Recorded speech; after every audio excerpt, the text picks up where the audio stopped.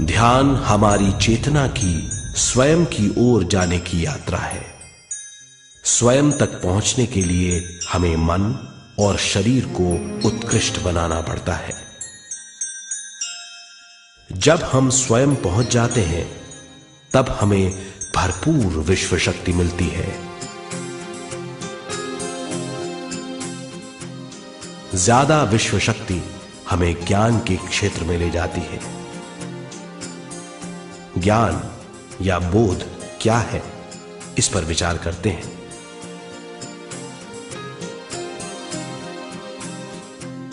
ध्यान हमारे ज्ञान को ऊंचे स्तर तक ले जाता है।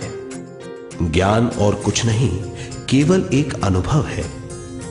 अनुभव और कुछ नहीं, केवल अपने आप में पूरी तरह डूब जाना है। ज्यादा से ज्यादा ध्यान करने से हमें ज्यादा शक्ति मिलती है। इस ज्यादा शक्ति से हम हर चीज में ज्यादा ग्रस्त हो जाते हैं और इस तरह हम ज्यादा ज्ञान प्राप्त करते हैं।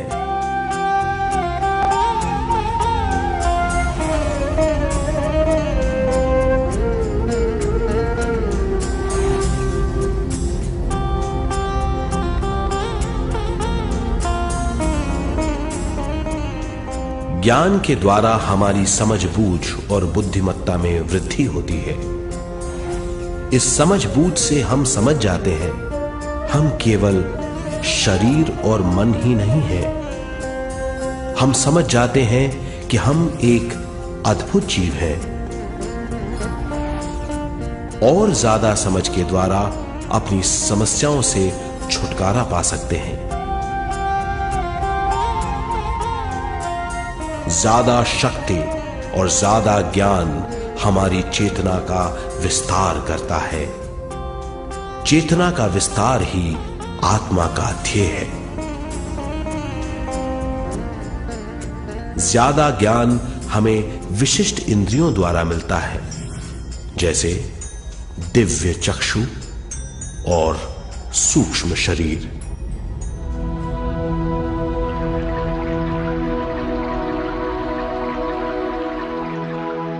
दिव्य चक्षु हमारी आत्मा का बहुत ही शक्तिशाली माध्यम है। ये परलोक की वास्तविकता देखने, महसूस करने और सुनने का बहुत ही शक्तिशाली साधन है। आत्मा की ये तीन प्रक्रिया ही दिव्य चक्षु हैं।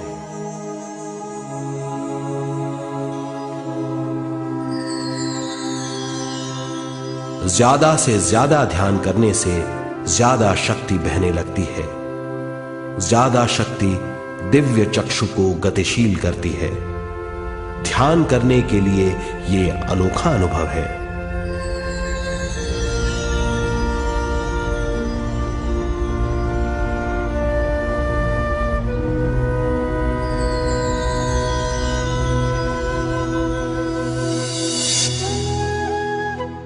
दिव्य चक्षु जब गतिशील होने लगता है तब हमारे मस्तिष्क यानी माथे पर खिंचाव और खुजली होने लगती है।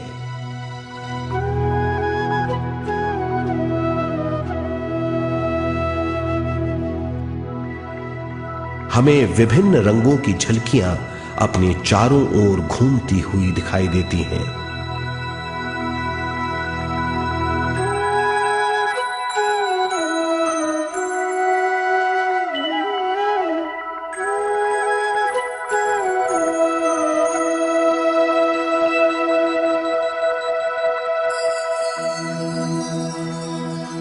हमें फुसफुसाहट और चलने की आवाजें सुनाई देती हैं।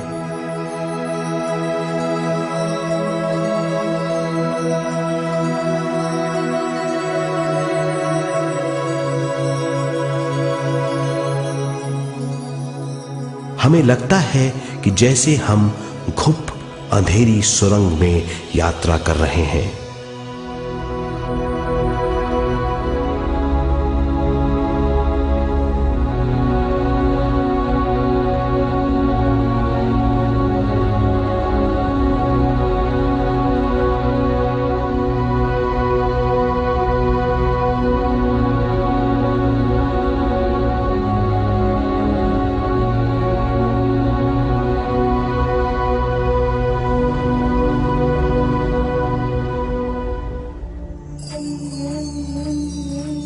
जब हम ज्यादा ध्यान करते हैं तो हमारे प्राणमय शरीर को काफी दिव्य शक्ति मिल जाती है, जिससे हमारे दिव्य चक्षु की सिद्धि हो जाती है।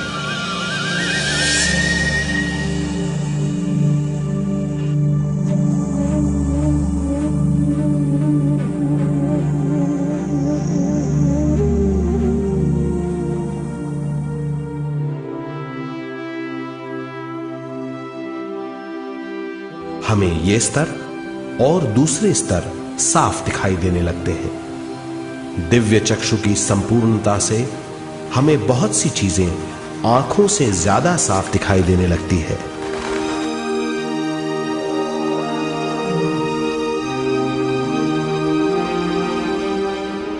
हमें दूसरे स्तरों की वास्तविकताएं दिखाई देने लगती हैं। हमें दिखाई देती हैं वो चीजें जो 5 ज्ञानेंद्रियों से भी दिखाई नहीं देती। हम महसूस करते हैं वो बहुत सी चीजें जो शब्दों में बयान नहीं की जा सकती।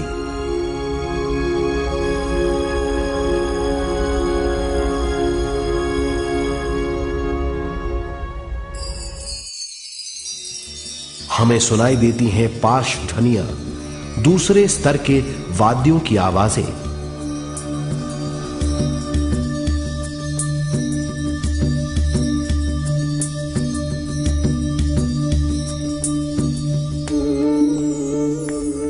हमें दिखाई देते हैं वो महापुरुष जिनका शारीरिक रूप हमारे साथ नहीं है।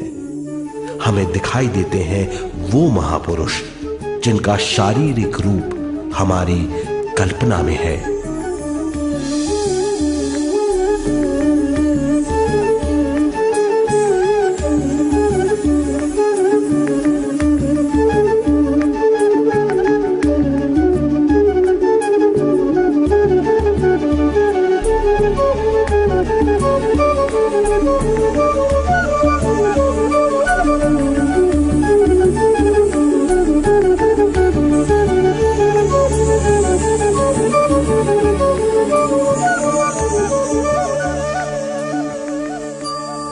और अधिक ध्यान करने से हमें वो महापुरुष तीव्र ज्योति के रूप में दिखाई देते हैं।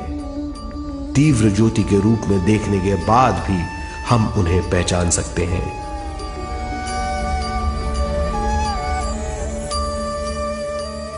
हम महापुरुषों का संदेश सुन सकते हैं।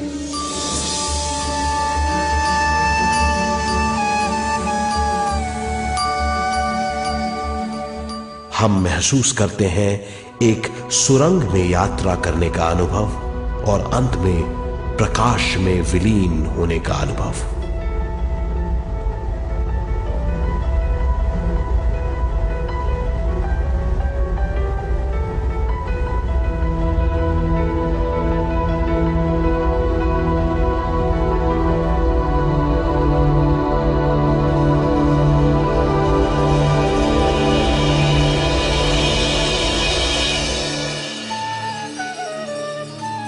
हम जानते हैं कि दिव्य चक्षु के अनुभवों के द्वारा हम अपनी सारी समस्याओं का समाधान महापुरुषों द्वारा भेजे गए संदेशों से कर सकते हैं, या दूसरे लोगों की वास्तविकताओं द्वारा एक अनुभव के रूप में। इससे हमारी हरकतें बदलेंगी, हमारे विश्वास बदलेंगे, हमारी समझ बदलेगी। दिव्य चक्षु के इस अनुभव से हमारे सामने मौजूद भौतिक स्तर का बोध बदल जाएगा।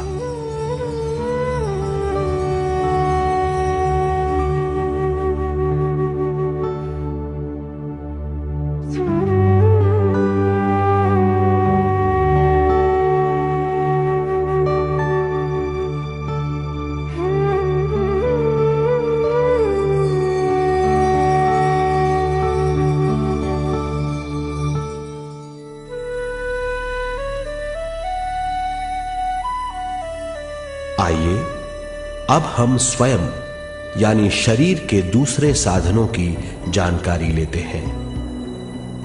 सूक्ष्म शरीर स्वयं का वो साधन है जो दूसरे लोगों को ज्ञान देता है।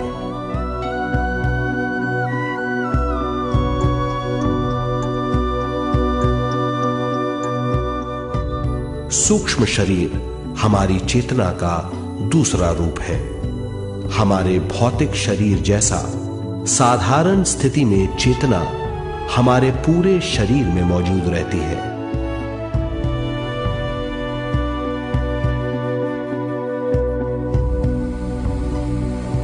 सोते समय अनजाने में हम सूक्ष्म शरीर की तरंगों का अनुभव करते हैं। इन्हें हम स्वप्न कहते हैं। जागृत अवस्था में हम सूक्ष्म शरीर का अनुभव ध्यान द्वारा कर सकते हैं। सूक्ष्म शरीर की यात्रा अंतराल और समय से परे है। सचेत अवस्था में अंतराल के अनुभवों के बाद हमें नए अंशों का ज्ञान मिलता है।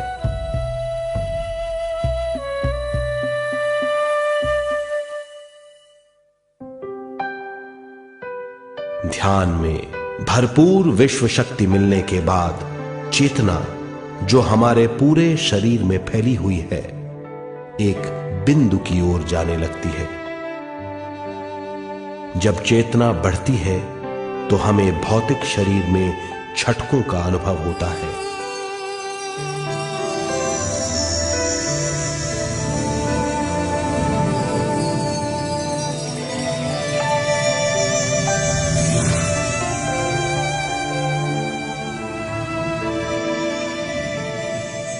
ऐसा लगता है जैसा हमारा शरीर तैर रहा हो। लगता है हमारे हाथ पैर हैं ही नहीं। हमें अपना शरीर पंख की तरह हल्का लगने लगता है। ये पारलौकिक शक्ति कहलाती है।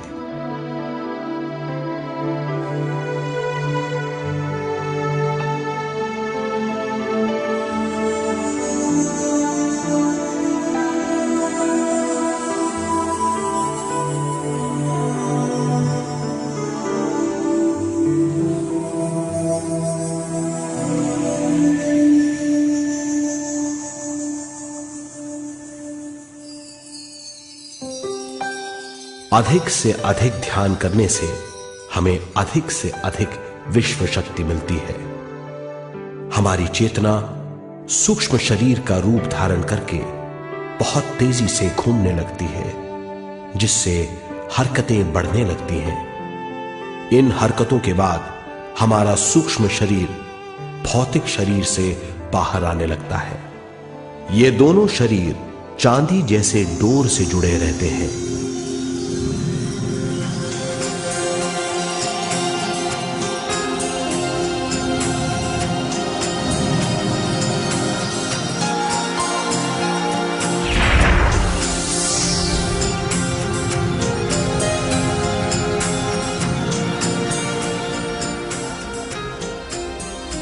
ये चांदी की डोर और कुछ नहीं, तेज गति से थड़थड़ाती हुई चेतना है, जो भौतिक शरीर से सूक्ष्म शरीर को और सूक्ष्म शरीर से भौतिक शरीर को संदेश देती रहती है।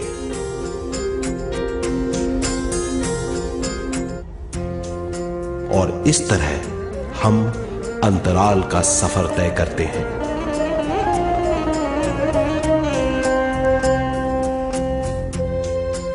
अंतराल की यात्रा हमारी चेतना की जाने और अनजाने लोगों की यात्रा है। अंतराल की यात्रा द्वारा हमें स्वयं के बारे में उच्चतम ज्ञान और बूझ मिलती है। अंतराल की यात्रा में हमारा सूक्ष्म शरीर सारे भौतिक चीजों और तत्वों जैसे पृथ्वी, पानी, अग्नि, वायु और आकाश के बीच में से गुजर सकता है। सूक्ष्म शरीर सारे लोगों के बीच से निर्भीक गुजर सकता है।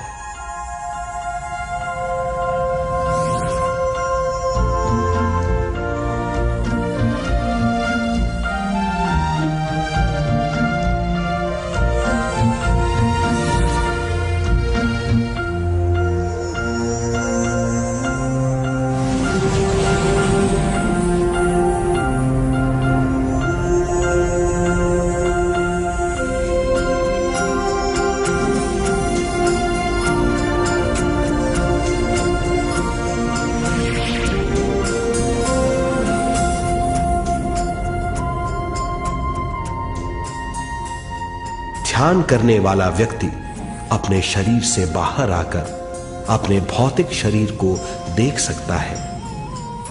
इससे उसे उच्चतम बोध होता है।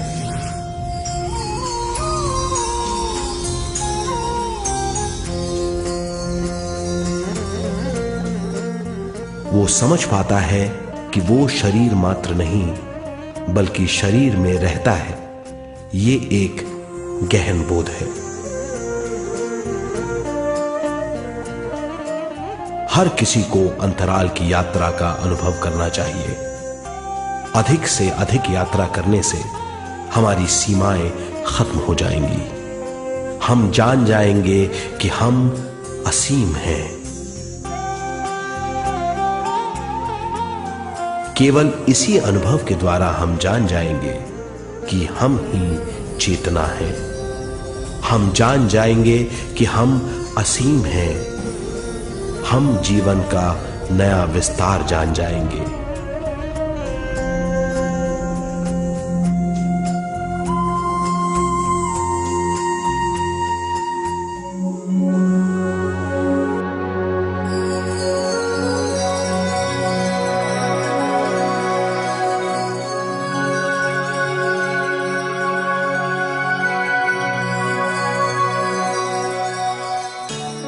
ज्यादा से ज्यादा ध्यान करने से हमें ज्यादा विश्व शक्ति मिलेगी। विश्व शक्ति द्वारा अपने हर काम में क्रियाशील होने की हमारी क्षमता बढ़ती है।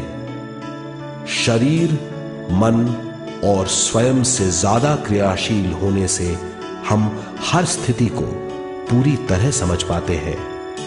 ये समझ और कुछ नहीं, ज्ञान है।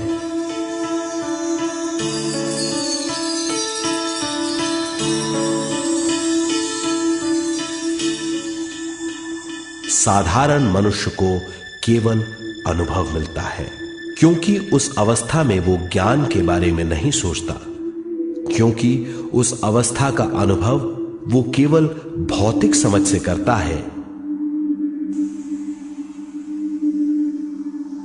ज्ञान योग उस अवस्था को पूरी तरह समझ लेता है, क्योंकि वो जानता है कि वो केवल शरीर नहीं, सिर्फ शरीर में रहता है। वो जानता है कि अवस्थाएं उसके विकास के लिए हैं। ध्यान के अनुभवों के बाद और व्यवहारिक जीवन में उनका प्रयोग करने से हमें अपार समझ का आभास होगा। इस समझ से हजारों दरवाजे खुल जाएंगे। ये दरवाजे हमारे जीवन की नई उपलब्धियों का नया विस्तार करेंगे। हमारी समझ से उपलब्धियों और ज्ञान की अधिक बढ़ोतरी होगी। इससे हमारी चेतना का विस्तार होगा, जो और कुछ नहीं बल्कि विवेक की उपलब्धि है। इस विवेक का अनुभव कुछ ऐसा होगा जैसे वो हजारों सुनहरी पत्तियों वाला कमल है।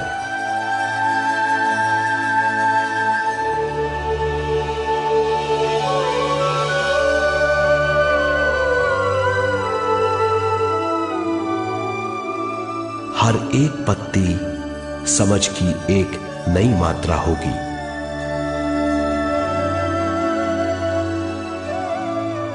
ज्यादा से ज्यादा मात्रा में समझने के बाद हमें दूसरे लोगों की मौजूदगी ज्यादा से ज्यादा समझ में आ जाएगी। इस समझ से हम जान जाएंगे कि मृत्यु कभी नहीं होती।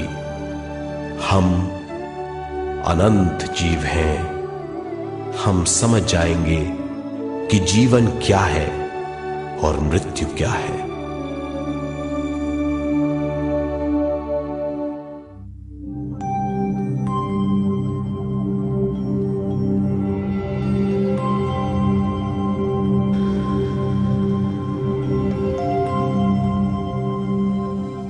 हम इस धरती पर विश्व चेतना की एक कण के रूप में आते हैं।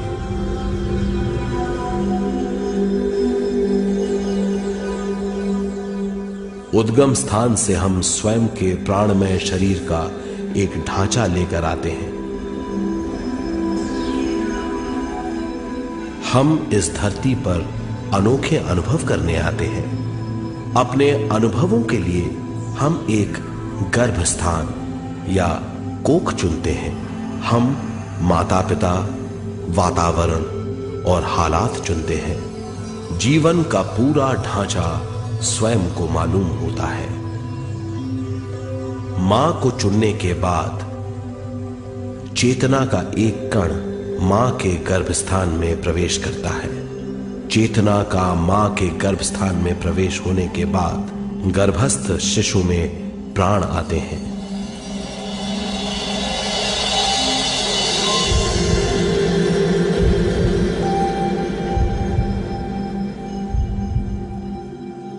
प्राणमय शरीर में विश्व शक्ति के हिसाब से और उनके कारणों से प्राकृतिक शरीर बनने लगता है। चेतना बारंबार उद्गम स्थान में आती रहती है और जब तक पहली सांस आती है, मां के गर्भस्थान से बाहर आने के बाद वो बाहर की पहली सांस लेता है।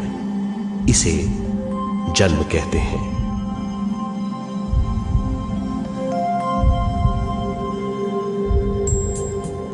पहले दिन से 7 वर्ष तक हमें उद्गम स्थान का आभास रहता है। 7 वर्ष की उम्र से दिमाग अपना आकार लेना शुरू करता है। 14 वर्ष में यह क्रिया पूरी हो जाती है।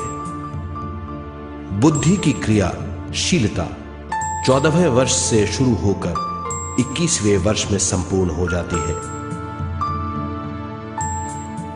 21वें वर्ष से 28वें वर्ष तक मनुष्य शरीर, दिमाग और बुद्धि के मिश्रण का अनुभव करता है। 28वें वर्ष की उम्र से जीवन उसकी स्वयं की बुद्धि पर निर्भर करता है। अगर मनुष्य स्वयं से आगाह नहीं होता तो उसकी चेतना शरीर और दिमाग के बीच में अटकी रहती है और यहीं से सारे दुख शुरू हो जाते हैं। वो हालात समझ नहीं पाता, इससे हर बात सोचनीय हो जाती है। वो अपने आप को गुप्त कठोरता के आंचल में छुपा लेता है। कठोरता विश्व शक्ति के बहाव को रोक देती है, जिसके कारण वो शारीरिक बीमारियों के दबाव और तनाव में फंस जाता है। वो अपना जीवन बिना सावधानी के बिताता है। वो अपने जीवन का उद्देश्य नहीं समझ पाता। वो बचपन से जवानी, जवानी से बुढ़ापे तक जीवन बिताकर पृथ्वी से सिधार जाता है। वो अपने जीवन का उद्देश्य पूरा नहीं कर पाता। इसे हम मृत्यु कहते हैं।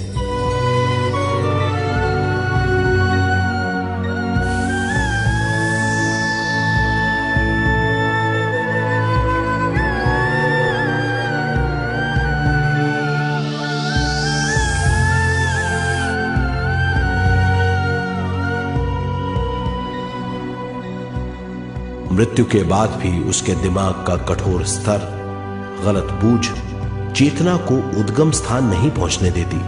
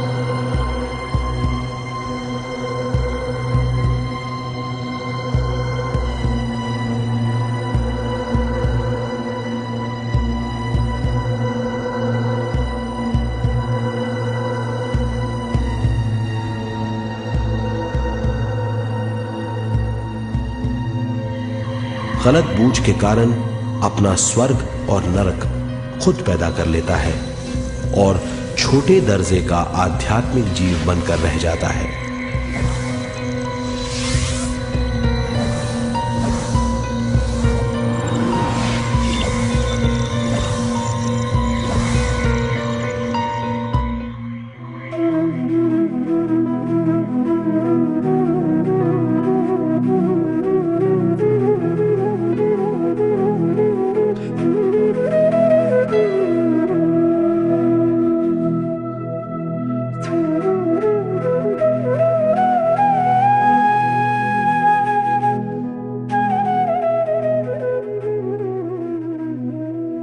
अगर मनुष्य स्वयं में सरोवर होकर अपना जीवन शुरू करता है तो वो हर हाल में आनंद पूर्वक रहेगा। मृत्यु के बाद भी वो निचले लोकों में नहीं रहेगा, वो उद्गम स्थान पर लौट जाएगा।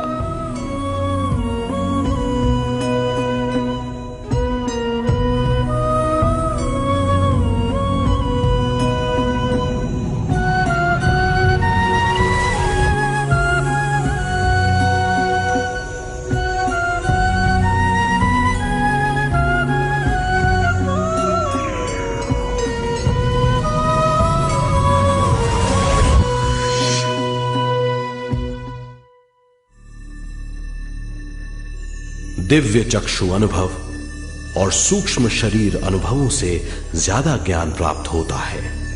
इस ज्ञान से जीवन और मृत्यु का अर्थ समझ में आता है। शरीर, दिमाग, बुद्धि, स्वयं और जीवन की शक्ति अच्छी तरह समझ में आएगी। मनुष्य समझ जाएगा कि चेतना विश्व शक्ति और ज्ञान का मिश्रण है। चेतना शक्ति और ज्ञान पाने के लिए पृथ्वी पर आती है। सदा सच्चाई के सहारे जीने से मनुष्य पूरी सृष्टि की निर्माण व्यवस्था को पूर्ण रूप से समझ सकता है।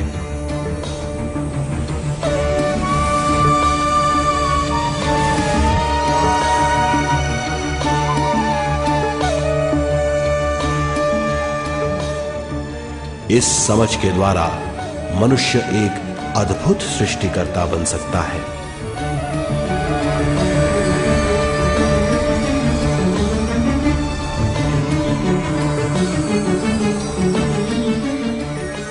और फिर मनुष्य का हर वाक्य ब्रह्म वाक्य होगा। वो जो सोचेगा वो संपूर्ण होगा। उसका हर कार्य एक नया आविष्कार होगा। यही है ज्ञान बोध।